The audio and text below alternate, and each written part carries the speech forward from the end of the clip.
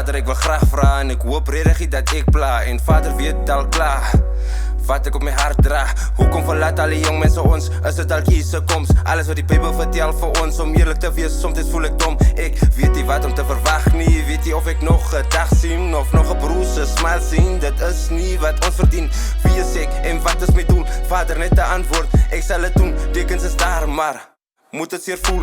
Vandaag laag en morgen weg. Mijn hart voel glad niet recht. Baie rustig uit hart gevecht vir al die engele. Some mensen wees toch baie sterk. God is lief vir julle, so vertrou net in sy werk. Sit met 1000 vrae. Hoekom ons jong mense gaan? As dit dan nie se plan, gee my net 'n antwoord. Te veel rus en vrede is, eendag kies er rus. As dit dan nie se plan, gee my net 'n antwoord. Hoekom weg so jong? Hoekom nie 'n tydjie later hier? Hoekom nou by ons? Hoekom elke dag 'n ander siel? Dit bou net frustrasie op. Here, dit voel ons het U geflop. Die vraag is, gaan ek môre hier wees vir die sonopkoms? Van geliefdes val dan weg.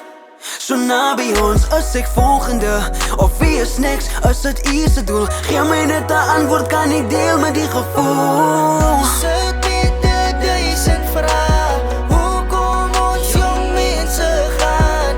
As dit dan nie se plan, gee my net 'n antwoord.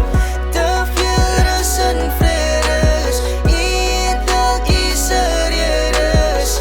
As dit dan nie se plan, gee my net 'n antwoord. Sit met 1000 vrae. Hoekom ons jong mense gaan? As dit dan nie se plan, gee my net 'n antwoord. Te veel rus en vrede is, eendag is er rus.